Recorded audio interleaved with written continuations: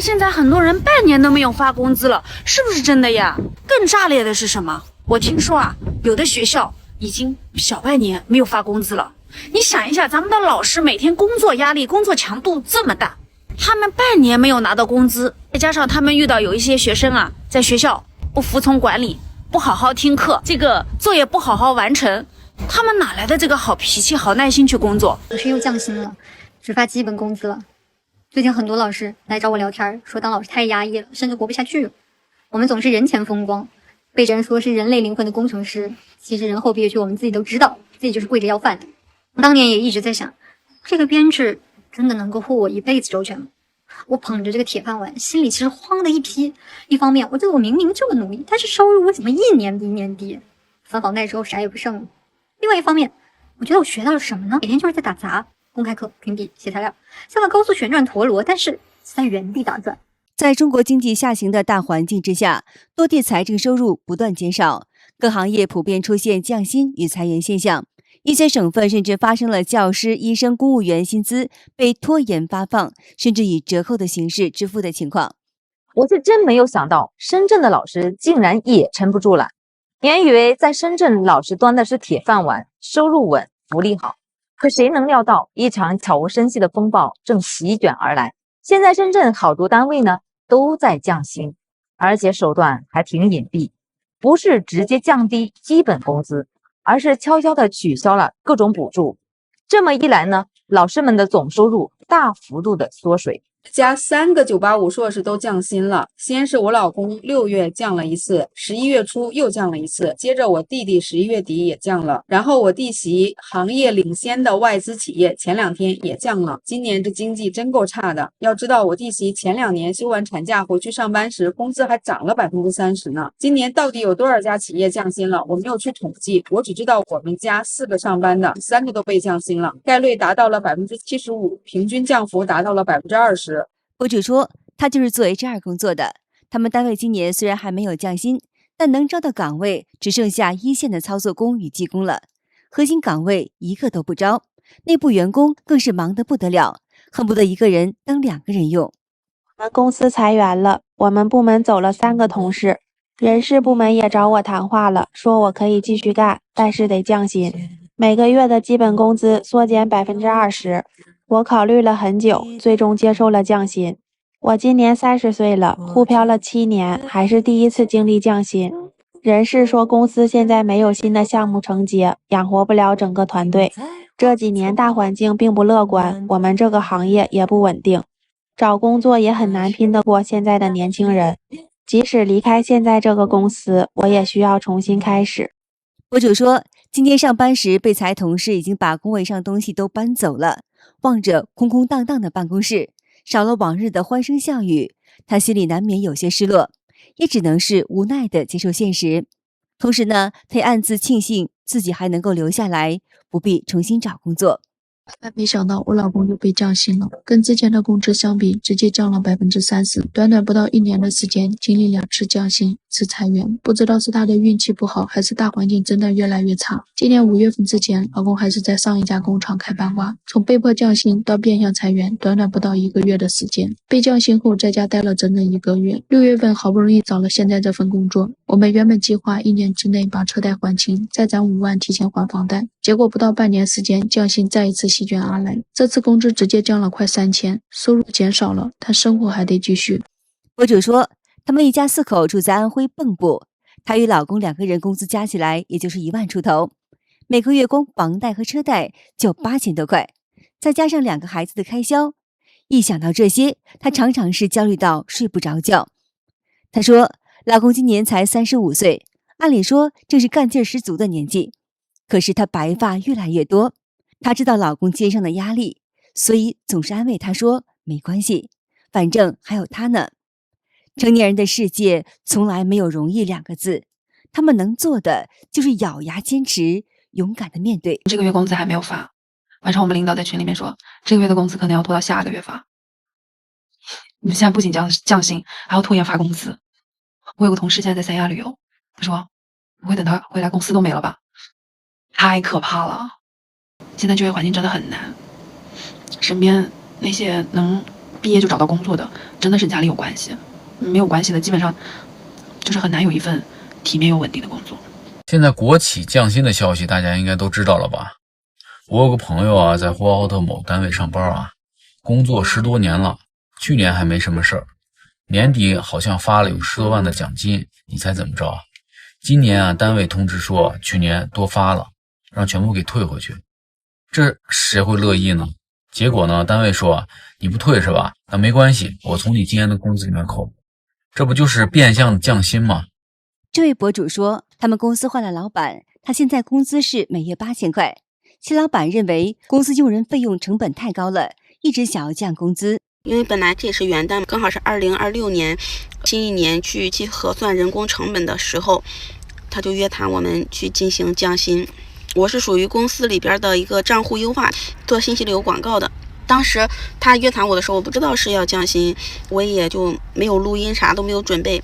他當時直接開口，他先說是我們的提成，我們的工資制度變了，現在是等於說是純固定工資8000塊錢。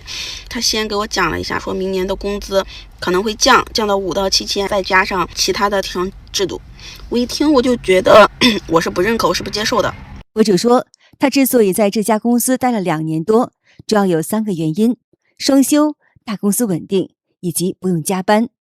對他來說，這份工作的價位就是8000塊，再低就無法接受了。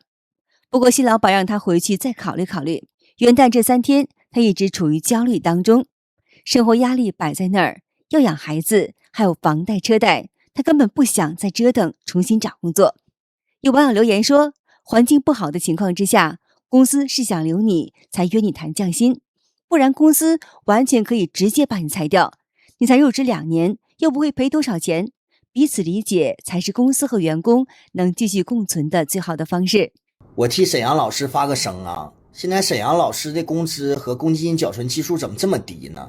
現在一家1個孩子2個孩子多難管呢，老師壓力多大呀，一個月掙這幾千塊錢。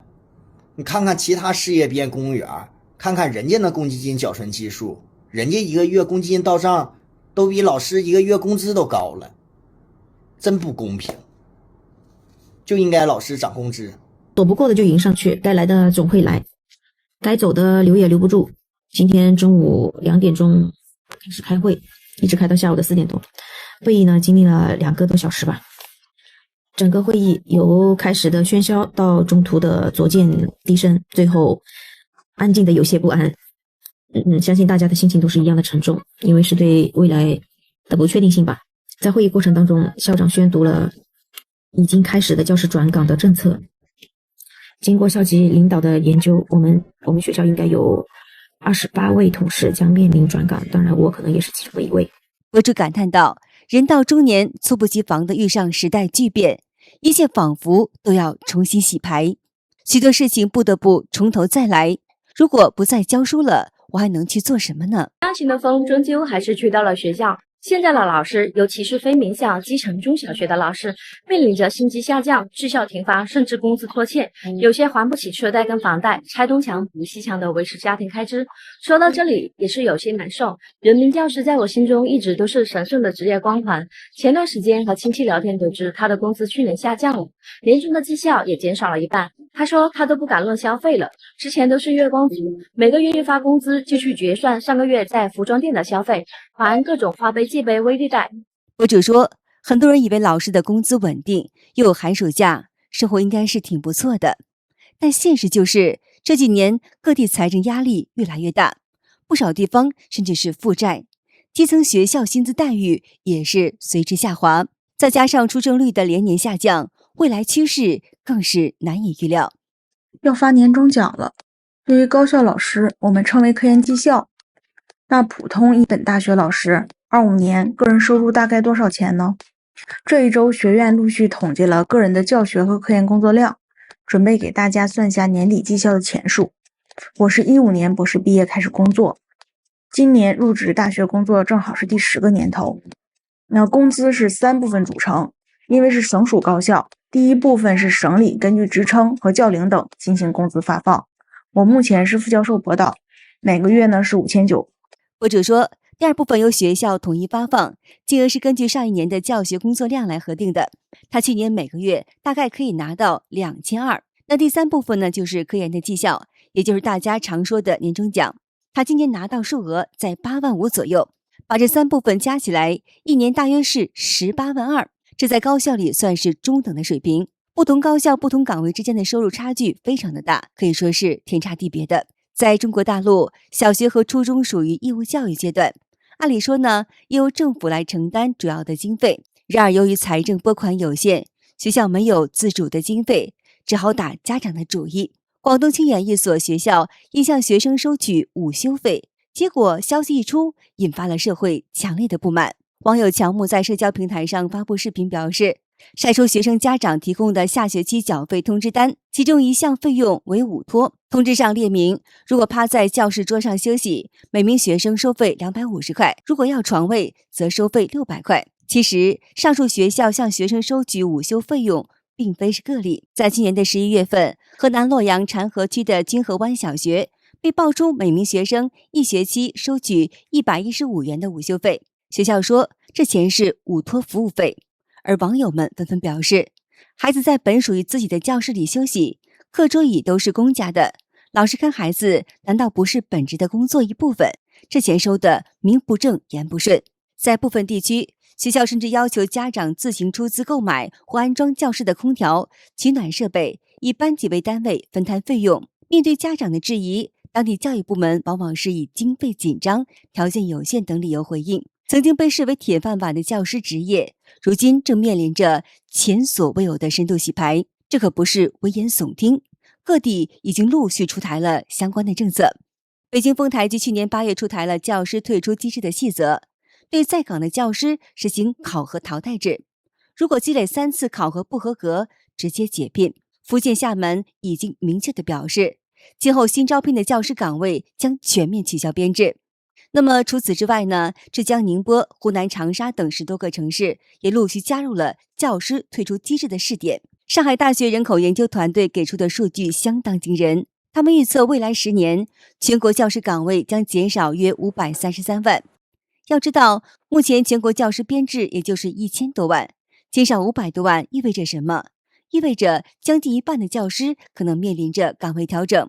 那麼之所以會出現這種趨勢，是因為中國許多地區的小學正在普遍面臨着生源不足的問題，低生育率正在深刻改變着教育生態。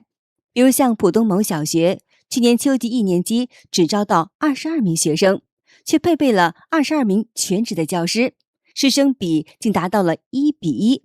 在這種情況之下，不少學校不得不縮減教師的名額。好的，今天就和大家聊到這兒了。請您記得點讚、訂閱、留言，並且分享給您的朋友們。感謝您的支持，我是美玲，我們下期節目再見。